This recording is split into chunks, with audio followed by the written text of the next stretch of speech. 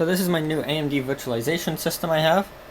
I'm just testing it with the CPU right now, blah blah blah, it seems to be working. So now what I'm going to do is I'm going to try to see how much of an overclock I can get out of this guy. So first thing is, this is a AMD Athlon 2 X3455. These are all quad-core chips that they've been disabled. Luckily you can enable it in the BIOS, so let's do that first. The one other thing we have to do is reapply the thermal paste, so let's shut this system down, and I'll do that first. So first thing is, I'm curious how bad my current thermal paste job is. We're gonna pop off the heatsink here. Oh, come on. I'm trying to do this single-handed. And that is... do we even call that thermal paste at this point? I didn't put any thermal paste on. AMD's known for having weird thermal sensors showing weird values. At least in Linux it does. So let's go clean that off. We have a new paste tubothermal compound. We're going to put that on, and then I'll show you the core unlocking thing. In order to bring controversy to the internet, here it is. I'm going to have one little dot and squish it in. That's my preferred method. And here we are in the BIOS. So I got my keyboard. There you go. A few things we can do. First thing is, I know this thing's stable. I've tested it a bit. We're going to go to advanced frequency settings, advanced CPU core features. We're going to set this CPU unlock to enable. That's going to make this guy a quad core next boot. CPU clock ratio is a locked chip. The highest we can go is 16.5, so I'm not going to touch that. Leave it at auto so it can cool down when a bit cool at idle. Everything else here we're not going to touch. Okay, so we got the base clock control, which is going to be our big one. We also have the voltage, which we can control within a low utility in Windows, so I'm going to actually leave it to that. The memory frequency. Because of how these work, you're going to bump up the memory frequency because it's not an unlocked chip. I'm going to leave it a little bit lower, which it's currently running at 1066 instead of 1333, so that I don't have memory problems. I know the system doesn't overclock memory well. The only other thing we're going to do, you have to do that one in the BIOS, I'm going to change everything else in the OS, is the boot options. Because this guy doesn't have a power button, we are going to enable the, what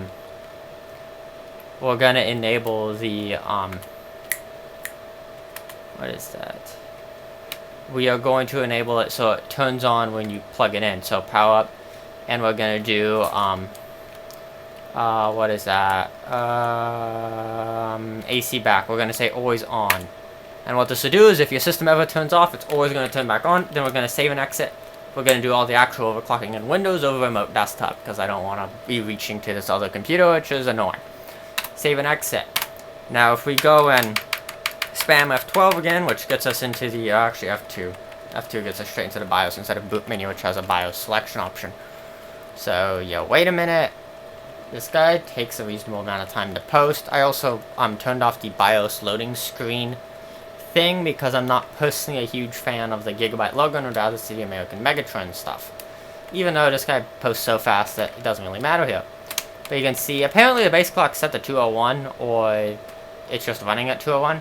So now if we go to MIT current status, we see we have 4 whole cores here, all running at a core temperature of about 40 degrees idle. So yeah, we're going to, I don't know how much I trust that 40. Let me touch the chip. I don't know how much you're supposed to do this, but I sometimes touch the chip. Yeah, this chip's cold. Has a reasonable cooler on it. So we're going to quit without saving because we didn't touch anything. We're going to get into Windows. We're going to play with the settings in Windows now. I'm going to do it over remote desktop because that's the easy way. So first thing we're going to do is do a quick stability test to make sure that all 4 of these cores are going to be working right. Gonna just use a stability test in AIDA64 because I'm lazy and it works fine. It seems to be taking a while, but now CPU's maxed out. And we should around here start seeing a sudden increase in CPU temperatures, which we are. So CPU temps are gonna pop right up. CPU temp for the CPU core meters here seems to be about 30 degrees under. The motherboard one's more right. We're just gonna let it run at 3.3. Then we're gonna use this Gigabyte utility, which lets me overclock within the motherboard to just see how far we can push it. So let me kind of do some overclocking on my own, and I'll get back to you guys with the results.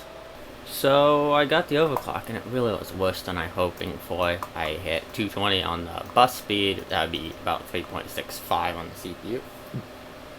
Nothing that great. I was trying to get higher speeds, but it was just complaining and pumping too much voltage than I wanted, so I'm going with the conservative. Big thing I did get was 4 cores. Yeah, I chucked another fan on it, so heatsink thing, so it is doing a bit better in that department. It doesn't seem to be running too hot, but the sensors are kind of funky in AMD, so I have no idea how hot it's really running. It runs fine in Windows. I'll show you the benchmarks in a little bit. I'm going to now boot it up into the VM and run the benchmarks on the virtual machine as well. So let's shut this guy down and probably not boot him up into Windows really ever again.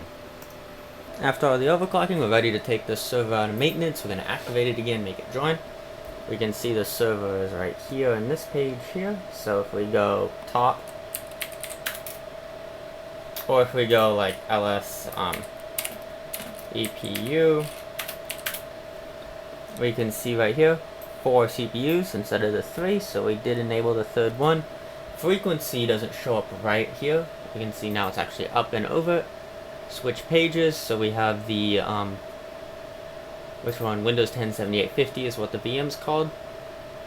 So we have to enable it. I'm just going to give it one more host device because you can give it USB, PCI, and SCSI. SCSI seems to have issues for whatever reason.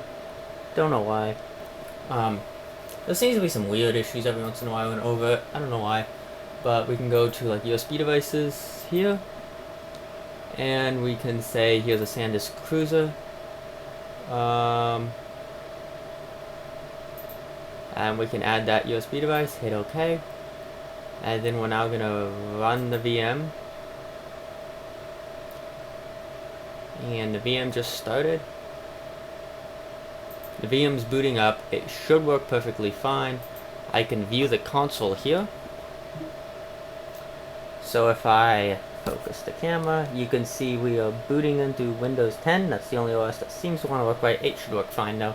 I haven't tried Linux on this particular config, but I had issues the last time I tried Linux on GPU pass-through and over, just because of how it manages the different GPUs.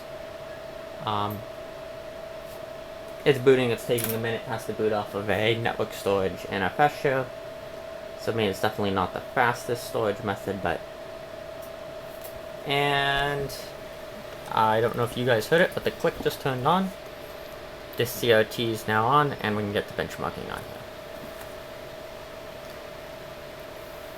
And screen's on, yep, we're booted in. So I'm going to get the benchmarking, and then I'll show you the results, and... Oh, also, with overclocking, a few more things. You have to bump up some voltages, and you have to make sure you bring down a North Bridge and Hypertransport bus, because those things don't OC as much as a CPU does. Yeah, we're in now. And... I can control it here, but I don't have any mouse input. So...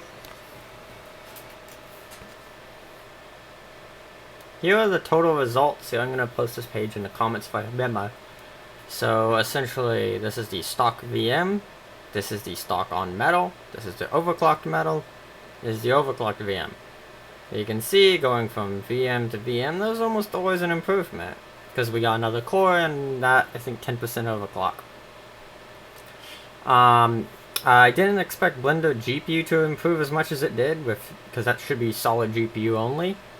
That's pretty shocking. The CPU, you fully expect that. The GPU, I didn't. I really didn't think it was that GPU heavy, though. Passmark, for whatever reason, was acting really funny the second time. I think I kept trying, could never get it over 700.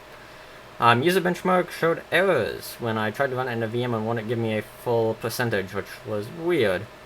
CPUs, though, we can see, it definitely improved. The difference between metal and VMs is quite small. I actually performed better in metal on the VM, which is weird. Was also running Windows 10, but I truly doubt that made a big difference at all. Cinebench did better on a VM? I guess that's... does better in a VM. Could be Windows 10 optimizations. It's probably that. GPU did significantly better on metal for whatever reason. Might just be PCI Express overhead or something like that. Overall, that's the results. Thanks for watching a little overclocking video, and subscribe if you want to see more videos like this. Thank you.